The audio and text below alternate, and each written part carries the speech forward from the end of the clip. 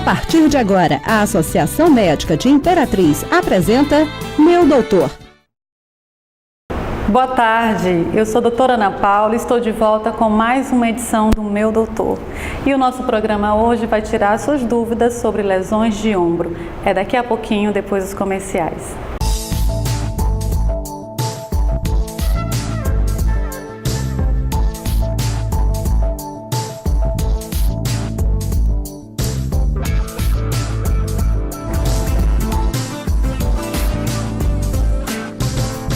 O Dr. Jorge Lira é cirurgião especializado no tratamento do câncer. Realiza cirurgias para a retirada de tumores do pulmão, intestino, fígado, mamas, útero, estômago, ovários e pele. Faça cirurgia com quem entende de câncer. Assim, você vive mais e melhor. Dr. Jorge Lira, Oncologia Cirúrgica. Atendimento na Oncoradium e Gastroclínica. Sou o Dr. Jorge Lira. Faça-nos uma visita. De volta com o Meu Doutor. E hoje nós recebemos o médico, ortopedista e traumatologista, Dr. Daniel Pereira, que vai falar sobre lesões do ombro. Seja bem-vindo, Dr. Daniel. Boa tarde a todos. Obrigado, Ana Paula. Obrigado à Associação Médica pelo convite. É uma honra estar presente para esclarecer algumas dúvidas e falar um pouco sobre as lesões do ombro. Quais são as lesões mais frequentes do ombro? Bom, se a gente for pensar nas questões traumáticas, que é muito comum, ainda mais na nossa região, são as fraturas de clavícula, né? Também são comuns aquelas lesões associadas à questão laboral de trabalho, as bursites, as tendinites envolvendo as musculaturas do ombro e também as lesões por ruptura, né? Como a ruptura do manguito rotador, as lesões por luxação glenohumeral, as lesões labrais também são bastante comuns. Daniel, existe algumas fraturas que têm indicação de cirurgia e outras que têm indicação só de imobilização? Sim. As fraturas de clavícula, elas são, epidemiologicamente falando, as fraturas mais comuns envolvendo o membro superior. E dentro das fraturas de clavícula, a mais comum é a do terço médio, do meio da clavícula, né? Tratando dessas fraturas, a maioria delas é de tratamento conservador, né? Que são fraturas com pequenos desvios, fraturas em que não se alterou muito a anatomia da clavícula. Então, geralmente nesses casos, você imobiliza o paciente com uma tipóia, pode ser uma tipóia simples ou uma tipóia comprada em farmácias, em casas ortopédicas, e você mantém esse paciente imobilizado por 6 a 8 semanas. É importante falar que nesse caso de um tratamento conservador, é importante o paciente ter associado a isso um trabalho de reabilitação precoce também, para que ele não sofra as complicações daquela imobilização prolongada, que é o mais comum disso é a perda de movimentos, né? Naqueles casos em que o desvio da fratura é maior, tem risco de exposição óssea ou uma lesão vasculonervosa, você indica um tratamento cirúrgico, né? Então, nem toda fratura de clavícula tem tratamento cirúrgico. A gente vê muito paciente reclamar que sofreu acidente, foi atendido, mas não foi operado. E quem faz a imobilização é o ortopedista, Sim. né? O ortopedista ou então um auxiliar bem treinado, qualificado, existem cursos para isso, em que ele aprende a fazer as imobilizações solicitadas pelo ortopedista. É importante você ter falado isso, que a fisioterapia precoce, ela é importante porque muitas vezes a sequela vem da falta de fisioterapia, né? Da imobilização prolongada. E outras sequelas, Daniel, da fratura de clavícula? É muito comum o paciente ter perda de movimento, geralmente associada, mais uma vez falando, a uma reabilitação fisioterápica realizada de maneira inadequada ou fora do período adequado. O paciente ele pode evoluir também para uma não consolidação do foco de fratura, é o que nós chamamos dentro da ortopedia de consolidação viciosa, que é quando o osso ele cicatriza mais fora de posição, ou quando não consolida, de pseudoartrose, né? Que o paciente passa ali 8, 9 meses, 10 meses e é como se ele ainda tivesse aquela fratura aguda, ainda continua com o osso quebrado. Então são complicações que a gente vê acontecer, não é incomum, e a indicação de um tratamento de maneira adequada interfere diretamente nesse resultado funcional no futuro desse paciente. Mas o fato de o paciente também tem que ter uma imobilização, ele tem que ter uma posição de dormir, ele tem que ser muito bem orientado para poder dar certo esse tratamento, né? Porque depende também dessa postura do paciente depois da imobilização. Como eu vejo assim, como toda questão médica, a relação médico-paciente é muito importante, essa empatia médico-paciente. É o paciente confiar no tratamento do médico, o médico propor para esse paciente um tratamento adequado, né? E falando de fraturas de clavícula, é muito comum nós encontrarmos nos consultórios sequelas por tratamentos inadequados, muitas vezes por parte do paciente que não é orientado, ou às vezes pela falta daquela constância do médico em estar acompanhando o paciente. Então, 1, 2, 3 semanas, o paciente não fazendo uma fisioterapia, ou prolongando o uso de uma imobilização, ou retardando o início de uma fisioterapia, vai dar complicação na questão funcional desse paciente para o futuro. E isso complica uma série de fatores, porque esse paciente ele vai ficar mais tempo afastado do trabalho. Isso vai onerar mais a questão dos benefícios, né, que são pagos pelo governo, questão de INSS, porque esse paciente ele não vai ter condição de trabalho ainda. E não é pelo tipo de fratura que ele teve, é pela recuperação funcional que não foi realizada de maneira adequada. Daniel, Kevin do entroncamento quer saber quais são as causas da bursite, tratamento e se tem cura. Primeiro vamos saber o que é a bursite, né, Daniel? A bursite é uma inflamação de uma bolsa de líquido que nós temos em cima da musculatura que estabiliza nosso ombro. Nós temos os músculos, que são os músculos que seguram nosso ombro no lugar e fazem a movimentação desse ombro. Nós chamamos esse grupo muscular de manguito rotador. E por cima dessa musculatura nós temos umas bolsas de líquido, como se fosse um amortecedor natural. É um protetor natural que nós temos contra impacto que possa acontecer contra essas musculaturas. A inflamação dessa bolsa de líquido é que é a famosa bursite, né? Essa bursite ela pode ser espontânea, pode estar associada com doenças sistêmicas, principalmente com as patologias reumatológicas, mas na nossa região o que nós mais encontramos são as bursites mesmo relacionadas à atividade laboral ou as bursites traumáticas, por um trauma na região. Então, tudo que agride a bursa de uma maneira direta ou indireta, pode ser por um trauma, pode ser por uma atividade repetitiva, ou por uma patologia que venha a agredir via sistêmica a bursa, ela desenvolve um processo inflamatório reacional que vai dar a bursite. Quais são os sintomas da bursite? O que o paciente sente quando está com bursite? A bursite ela vai causar dor na região do ombro do paciente, pode ser uma dor na cintura escapular. Essa dor ela pode se irradiar para a região do peito, ela pode descer pelo braço ou ir para trás, no sentido da escápula. O paciente tem uma limitação funcional, geralmente incapacidade para levantar todo o braço, muitas vezes incapacidade para pentear um cabelo, abotoar um sutiã, pôr a mão nas costas, enfim. Geralmente o sintoma inicial é dor associada com limitação funcional. Vamos para um breve intervalo comercial e daqui a pouquinho estamos de volta falando mais sobre bursite com o Dr. Daniel. Não saia daí. O Dr. Jorge Lira é cirurgião especializado no tratamento do câncer. Realiza cirurgias para a retirada de tumores do pulmão, intestino, fígado, mamas, útero, estômago, ovários e pele. Faça cirurgia com quem entende de câncer. Assim, você vive mais e melhor. Dr. Jorge Lira, Oncologia Cirúrgica. Atendimento na Oncoradium e Gastroclínica. Sou o Dr. Jorge Lira. Faça-nos uma visita. De volta com o meu doutor, que hoje recebe o Dr. Daniel Pereira, falando sobre lesões de ombro. Dr. Daniel, a respeito da bursite, existem algumas dúvidas da população, que a gente não sabe se é tabu ou se realmente procede, deitar em cima do ombro. Causa bursite? Sim, o ato de deitar em cima do ombro repetidamente pode levar o paciente a desenvolver uma bursite. Principalmente, Ana Paula, naqueles pacientes que têm predisposição para esse tipo de lesão, né? Quais são esses pacientes que têm predisposição?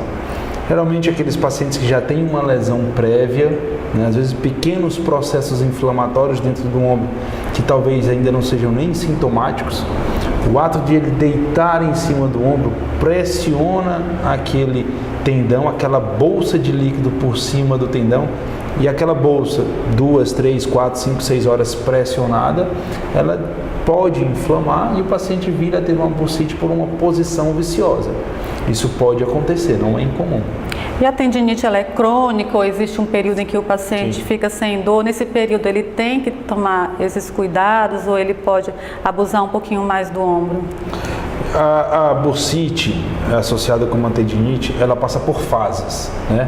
Realmente aquela fase mais aguda, aquela fase inicial da bursite no processo de instalação, é uma fase mais dolorosa, onde o paciente vai ter mais sintomas. Nessa fase ele precisa de um tratamento médico, de orientação, uso de medicações, muitas vezes associada com uma fisioterapia para alívio de dor e manutenção do arco de movimento.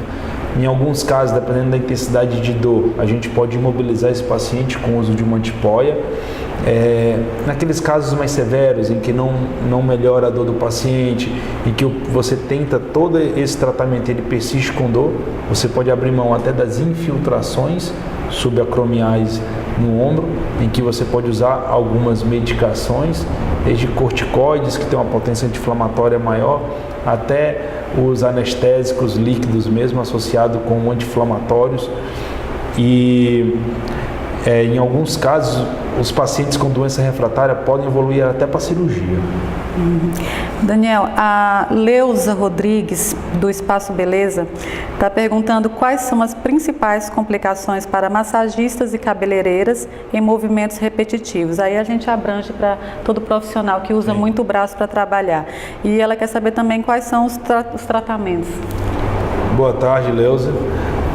Essa pergunta é muito interessante. É a bursite associada com a atividade laboral. É o tipo de bursite que a gente mais encontra no consultório médico. É esse tipo de bursite que está associada com a profissão. A cabeleireira, no caso dela, geralmente faz um movimento repetitivo com o braço elevado. Ele faz esse movimento de giro, às vezes penteando o cabelo de uma cliente, ou usando um secador, escovando aquele cabelo repetidamente. Mas isso serve também para outras profissões, esse movimento. Nós temos colegas médicos que trabalham sentados, eu tenho pacientes médicos que trabalham sentados, que muitas vezes ele usa um aparelho, ultrassonografistas. Dentista também, né? Dentistas, por conta da posição em que ele adota, da repetição do movimento. Enfim, todos esses profissionais e alguns outros, nós citamos alguns aqui, são profissionais que estão susceptíveis, que têm uma susceptibilidade maior a desenvolver um processo inflamatório da bursa e dos tendões do ombro. E esse processo inflamatório, muitas vezes, ele não começa com uma dor muito forte. Às vezes é uma dor um pouco mais silenciosa, é aquele formigamento no ombro, aquele leve incômodo que você sente quando você vai dormir ou quando você acorda pela manhã, né, depois de uma posição viciosa que a gente comentou anteriormente, dormindo por cima do ombro.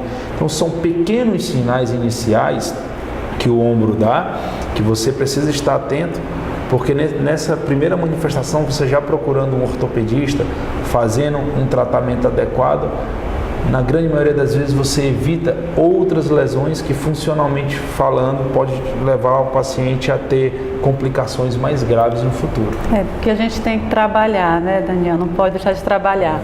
E aí a cabeleireira que está preocupada, a Leusa Rodrigues, existem algumas orientações específicas nesse aspecto? Por exemplo, poupar o ombro só para o trabalho, já que a gente tem que trabalhar. Ou então fazer atividade física, musculação, para fortalecer a musculatura. Existe alguma forma de prevenir essa lesão, essa bursite? Sim, existem várias formas de prevenção. Isso passa por vários fatores, né? Desde da alimentação do paciente, porque o metabolismo músculo-esquelético ele está relacionado com o padrão alimentar. Se você tem uma alimentação mais saudável, mais regrada, principalmente uma alimentação em que você não usa muitas frituras, né? Não usa aqueles alimentos saturados, você melhora a oxigenação dos teus tendões, você melhora a oxigenação da bursa. Então eles são mais resistentes ao processo de inflamação, eles não inflamam com tanta facilidade. A questão da posição, eu sou cabeleireira, eu preciso usar meu braço naquele movimento. Tudo bem, mas você pode fazer movimentos alternados. Você pode usar um braço durante um período de meia hora, 1 hora, depois você usa o outro braço. Você pode ter momentos de descanso em que você vai fazer alívio daquela movimentação de repetição. Você pode usar bolsas de gelo no intervalo, no ombro, para ajudar a diminuir o processo inflamatório, e até atividades físicas mesmo, de fortalecimento das estruturas que estabilizam o ombro, porque quanto mais forte elas estiverem, mais fortes elas são também para resistirem a um processo de inflamação. Ou seja, uma má alimentação e sedentarismo são altamente prejudiciais para muita coisa, inclusive para o ombro, né? E diretamente relacionado com essas lesões. E você falou uma coisa que eu ia perguntar a respeito da compressa fria.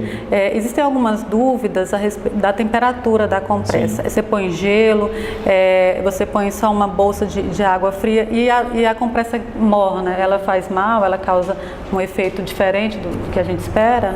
Geralmente na fase aguda, na fase de dor, naquela fase que o paciente está com um processo inflamatório mais intenso, nós usamos as compressas de gelo mesmo para causar o alívio de dor no paciente, porque isso tem relação direta com a fisiopatologia do processo de inflamação, né?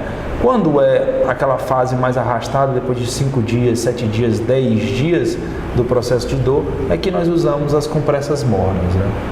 Geralmente essa é a regra. Ok, a gente vai para mais um intervalo comercial e daqui a pouquinho está de volta falando mais sobre ombro. Saia daí. O Dr. Jorge Lira é cirurgião especializado no tratamento do câncer. Realiza cirurgias para a retirada de tumores do pulmão, intestino, fígado, mamas, útero, estômago, ovários e pele. Faça cirurgia com quem entende de câncer. Assim, você vive mais e melhor. Dr. Jorge Lira, Oncologia Cirúrgica. Atendimento na Oncoradium e Gastroclínica. Sou o Dr. Jorge Lira. Faça-nos uma visita. De volta com o meu doutor. E Daniel, quando a gente anunciou nas redes sociais que você viria dar uma entrevista no programa, nós recebemos algumas perguntas que fogem um pouquinho do tema de ombro, mas que não vão deixar de ser respondidas por isso, né? A Fiamma Carvalho, do centro, quer saber o que causa estalos no joelho e se a atividade física prejudica ou ajuda. Então, Fiamma, boa tarde. Geralmente os estalos nos joelhos são crepitações. Essas crepitações, elas acontecem por um impacto da patela, que é essa bolachinha que nós temos na parte da frente do joelho, contra o fêmur, que é esse osso da coxa. Quando a gente dobra e estica o joelho, a patela raspa no fêmur. Isso nós chamamos de crepitação fêmur-patelar. Isso, na maioria das vezes, está relacionado com uma instabilidade da patela.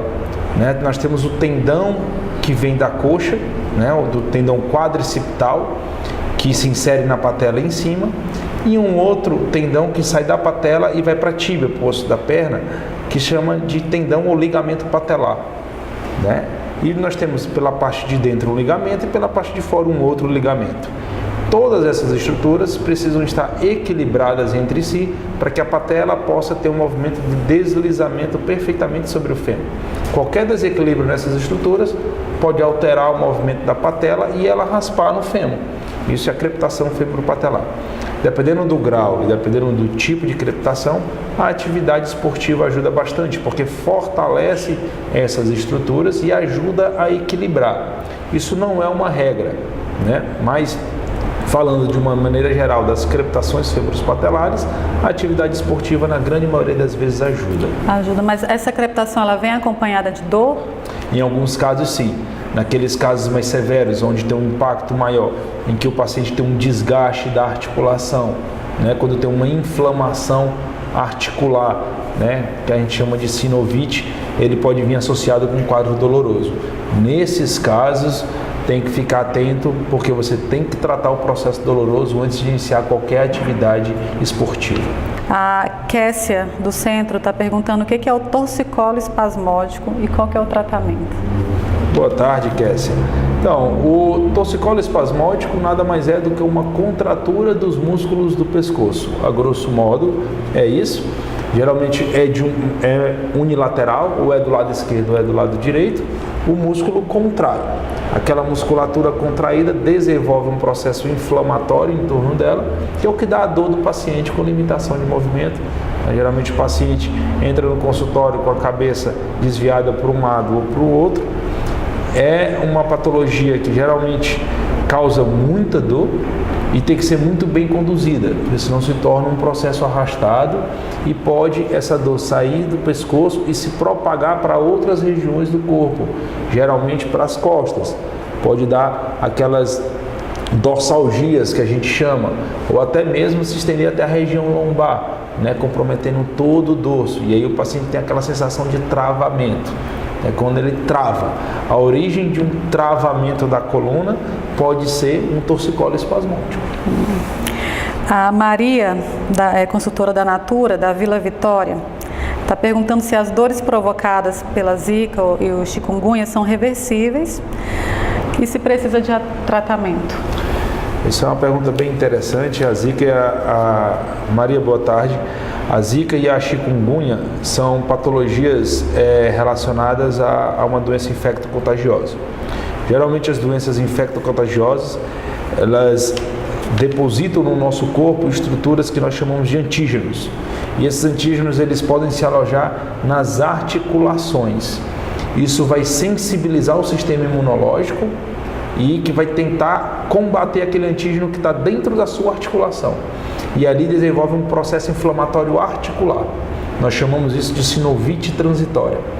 Tem que tomar cuidado, porque isso causa dor, limitação do movimento e geralmente é transitório, não leva a grandes repercussões.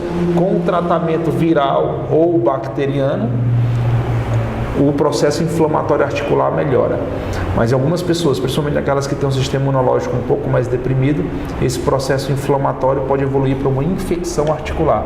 Vai dar aquela famosa artrite séptica ou pioartrite, que o tratamento é totalmente diferente. E aí já se torna uma urgência ortopédica. A Mirela, do centro, está perguntando se permanecer sentada numa mesma posição traz problemas de coluna, mesmo na postura correta. Então, Mirela, boa tarde, uma boa pergunta, mas é uma pergunta sobre questão laboral associada ao trabalho. Geralmente as dores, as dorsalgias, que são as dores do dorso, elas podem vir associadas com uma questão postural, sim, ficar muitas horas numa mesma posição, sim, mas o paciente geralmente tem um fator predisponente, ele já tem algum desvio postural, ele já tem algum problema lombar, ele já tem algum grau de escoliose, algum grau de espasmo naquela musculatura, que quando o paciente fica muitas horas naquela mesma posição, leva a uma piora do quadro, a uma deflagração de um processo inflamatório, que vai levar esse paciente a ter dor. Tem relação, sim. Existem os exercícios laborais, né, que envolvem esse assunto que você está tocando. Então o paciente não fica muito tempo numa mesma posição, ele precisa levantar, ele precisa esticar as pernas, alongar os braços, fazer a flexão do tronco, né, dobrar como se fosse tentando esticar as duas mãos no chão, né, bater as palmas das mãos em cima da cabeça, alongar os braços para trás, flexionar o tronco para um lado, para o outro. Isso, durante a carga horária de trabalho, é muito importante. As empresas precisam estar atentas para esses exercícios laborais, porque são exercícios que são interessantíssimos para prevenir lesões e você mantém um momento ali até de recreação entre os seus funcionários, previne lesões e você diminui a chance desse funcionário se afastar do trabalho. A grosso modo, de uma regra geral, a gente orienta de 2 em 2 horas ou de 3 em 3 horas, no máximo nós estamos mudando de posição durante a carga horária de trabalho. A Dina, do centro, falou que está com uma dor localizada na planta do pé e quer saber se está relacionada, a que pode estar relacionada a dor. Então, Dina, boa tarde. É outra patologia comum também, dor na face plantar do pé. Na maioria das vezes esse problema se chama fasciite plantar. É uma inflamação que dá na musculatura da planta do pé. Nós temos os músculos, por cima dos músculos nós temos uma aponeurose, uma camada fibrosa que cobre a musculatura da planta do pé. Essa aponeurose é muito inervada e ali existe uma área de carga. O pé é uma área onde nós apoiamos o peso do corpo em cima. Alguns pacientes têm predisposição a ter essa inflamação plantar. São aqueles pacientes que têm um esporão de calcânio, que é aquele bico ósseo. Geralmente é nos 2 pés ou só um? Geralmente é unilateral, mas ele pode ser bilateral. Está associado com obesidade, com sedentarismo, né, com distúrbios hormonais também. Aí você entrou na pergunta do Deilon, do Parque Alvorada, quer saber se o aumento de peso provoca problemas nos ossos. Dele é uma boa pergunta e não só provoca, como está diretamente relacionado com diversas patologias osteoarticulares. A obesidade, ela altera o metabolismo ósseo, ela interfere na qualidade do metabolismo ósseo, diminui a oxigenação muscular, diminui a oxigenação dos tendões, facilita os processos inflamatórios, os processos degenerativos e as rupturas musculotendinosas, descalcificação óssea, aqueles processos de osteopenia, osteoporose, né? Então, a obesidade, quando se trata de músculo esquelético, ela interfere diretamente em todas essas questões. A Maria de Jesus está perguntando a respeito das palmilhas ortopédicas, se elas podem ser usadas diariamente.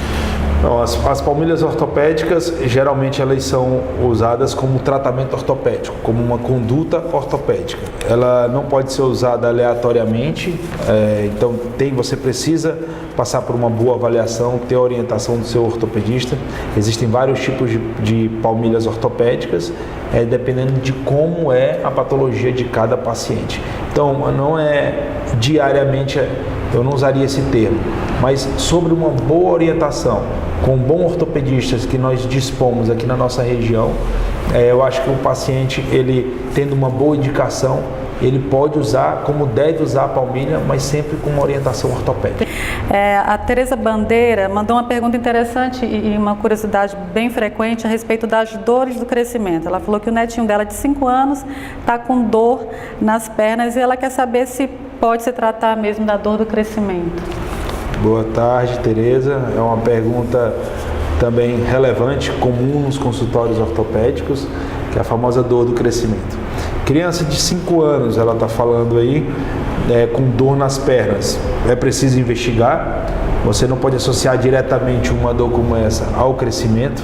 Você precisa avaliar se esse paciente não tem nenhuma alteração óssea, se não tem nenhum processo inflamatório nas articulações, nenhum processo inflamatório na musculatura, se não tem nenhuma lesão óssea tumoral.